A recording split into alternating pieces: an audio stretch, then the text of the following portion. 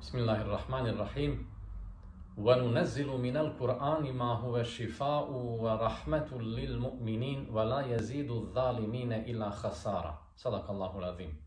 Mi u Kur'anu objavljujemo ono što je lijek i milost vjernicima, a zulumčarima on samo propast povećava.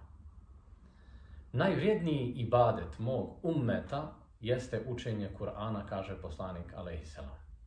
Ko uči Kur'an, ko ga nauči na pamet i bude se klonio harama, a držao halala, Allah dželešanuhu će mu podariti dženet i daće mu mogućnost šefaata, zalaganja za 10 članova svoje porodice koji budu zaslužili Allahovu kaznu ili neuzubillah džehennem. Kada vjerniku bude najteže, u momentima kada mu bude najteže, Kur'an će doći pred vjernika u najljepšem obliku. Pa će ga vjernik upitati ko si ti, a Kur'an će kazati zar me ne poznaješ? Ja sam onaj kome si najviše poklanjao pažnje i ono što si najviše volio na dunjaluku. Ono zbog čega si noći provodio i ono čime si se u toku dana najviše družio. Pa će vjernik kazati ti si Kur'an. Zatim će ga Kur'an povesti pred Allaha dželešanu. A onda će mu biti predočen džennet sa desne strane, a vječnost sa njegove lijeve strane. Tada će mu se dati posebna kruna. A njegovim roditeljima će se dati posebna odjeća i posebna kruna.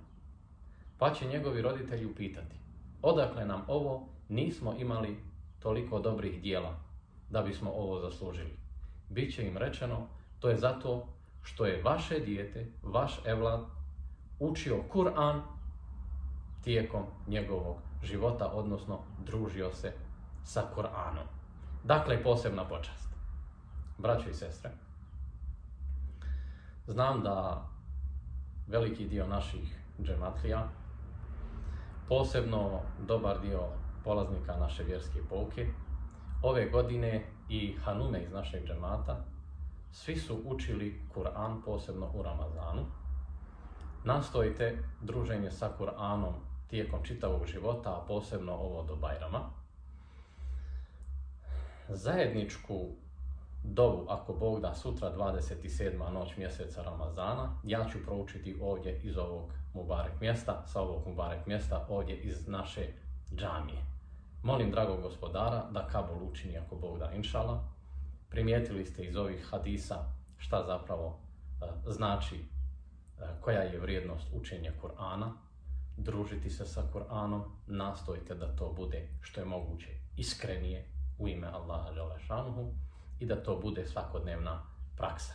Dakle, ako Bog da, inšala, sutra je 27. noć, sa ovog Mubarek mjesta ja ću proučiti hatme dovu za bereket, inša Allahu Teala, za sviju nas koji smo u ovaj Mubarek mjesec učili Kur'an. Da Allah Kabul učini, ako Bog da, inša Allahu Teala. Selamu alaikum.